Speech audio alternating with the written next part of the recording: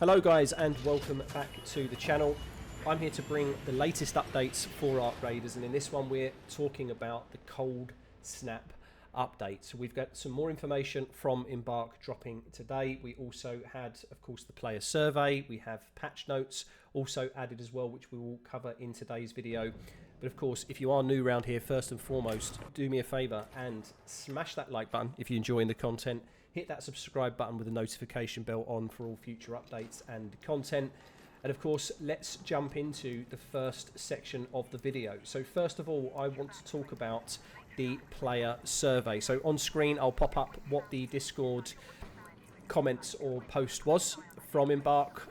So in the survey, Embark Awesome yesterday did put a post out saying, what a wild 6 weeks it's been. You've explored every inch of topside, you've climbed, clambered, slid, rolled, fought, collaborated and boogied across every plane, in every nook and through every hallway. Help us improve. Now you've become acquainted with the world of ARC Raiders, we want to know what you think of it. We're proud of the maps we've created so far, but we know that you, the player, are the best place to offer valuable feedback and suggestions, so we can continue to design immersive worlds that you want to be in. By completing our player feedback survey, you'll help us do just that. We'll ask you about the maps, playstyles you are encountering, the pacing of action, and a few more aspects of gameplay. So to participate in the survey, you must have played all the maps. I mean, this, to be honest, first of all, I mean, it's not available anymore, unfortunately, but you must have played all the maps. That's more just to do with the feedback point. That wasn't actually a prerequisite requirement to take part in the survey as such, so I'm not sure why they put that. I guess they mean from the perspective of, in order to give the most valuable feedback, right? They want you to have played all of the maps. You could then log in with your Embark ID through the link and then, of course, begin the survey. So, unfortunately, complete the survey is now crossed out. I don't know why Embark decided to do it, but they only opened the survey, by the looks of it, for about 24 hours before closing it down or not accepting any more responses. But I'm very impressed with the fact that they have reached out to the player base to help them understand really what we're all thinking, right, from a player perspective. So there was a few open text boxes in the survey. If you didn't take part in it, then effectively we just were able to, you know, rant and rave about certain aspects. And of course, I've already put out a video, which I'll put in the link here, for removing certain aspects and adding certain aspects to the game, so I just elaborated further on that in this survey. And of course, one of the biggest issues is around Stella Montis, which we'll cover in the patch notes shortly as well, with spawn camping and bugs and exploits on that map, really destroying the experience of the game for a lot of people, right? So there was lots of questions relating to that map and other maps, which is why they basically said you must play all the maps, but some of it was optional. Again, though, I will give kudos where it's due. I think Embark have done the right thing in stepping up and offering the community to be able to provide the feedback in the first place. It's just now up to them how they allocate that feedback, how they act on that feedback, so I would like to see much more of this type of behaviour. Of course, if you did miss this survey, then I can't recommend enough joining the ARC Raiders Discord channel, this is where all this information is posted, and of course it's super useful to be able to participate and give your feedback.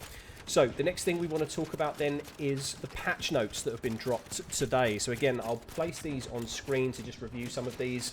It's a good segue from, of course, the survey, because of mainly really some bugs and exploits that have been crying out to be fixed again since the, of course, issues with locked doors being breachable, with noisemakers and some clipping from a 3D model perspective. They've now actually gone ahead and removed the zip line, which allowed the players to get out of bounds on Stella Montis. This is a very, very welcome change.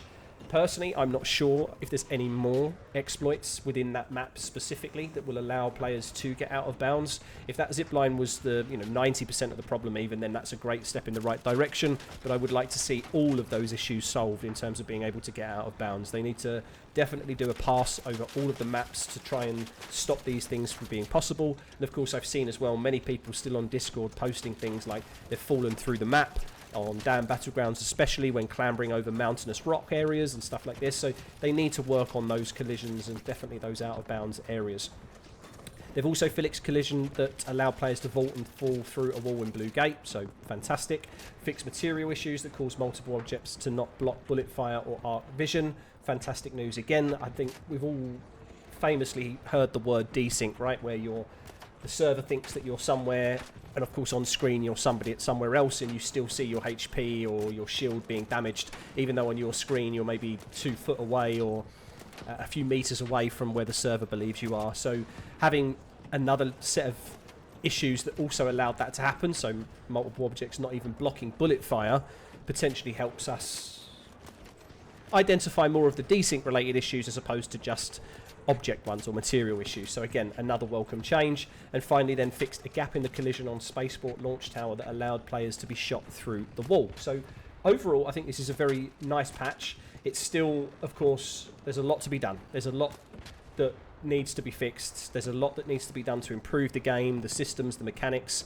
And of course, this post here is talking about the Cold Snap update and the fact that they will be bringing in many different fixes that they've been working alongside all the new goodies. So I think, honestly, this is a small, quick fix patch.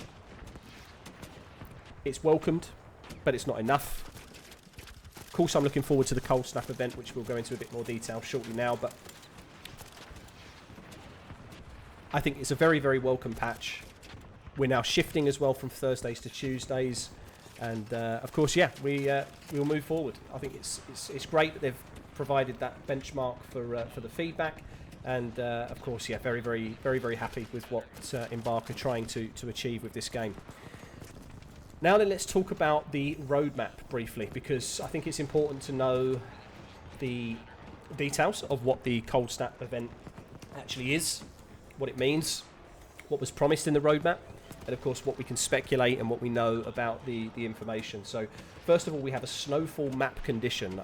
I personally can speculate that I think this is going to be very similar to electromagnetic storm in some capacity, where you have a weather changing effect that will of course add snow and new sound effects, new visuals, everything that we can expect from a, let's say, snow based map, right? I think all of that will be included.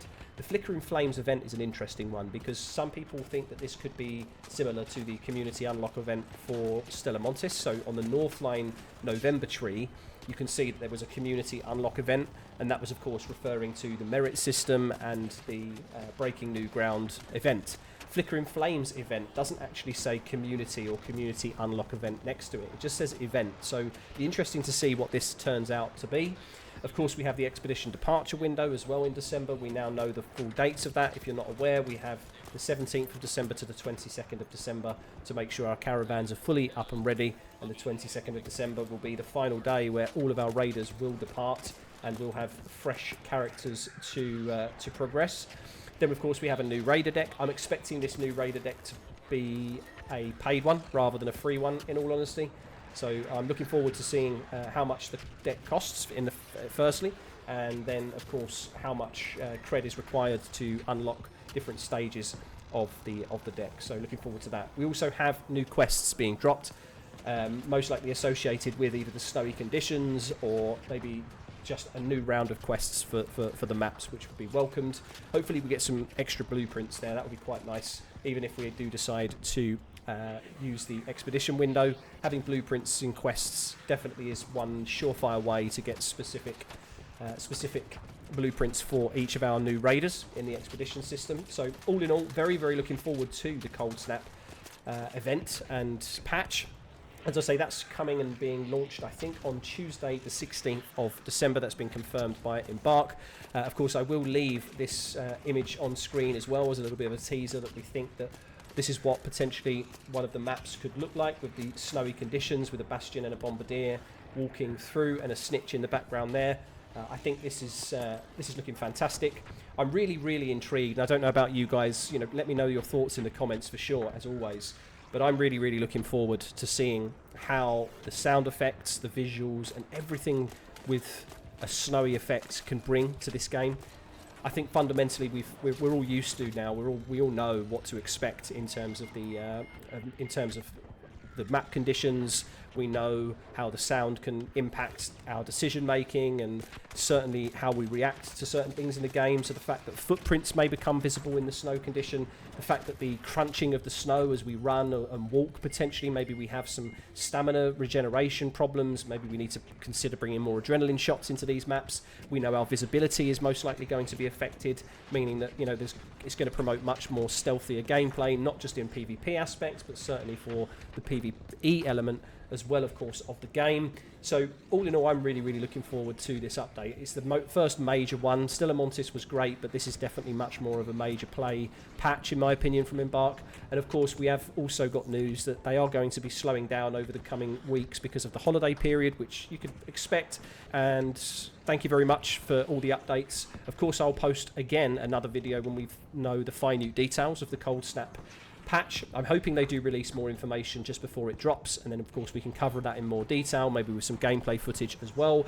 But of course, if you do enjoy the content, then please do like the video, subscribe, and yeah, I will see you guys in the next one.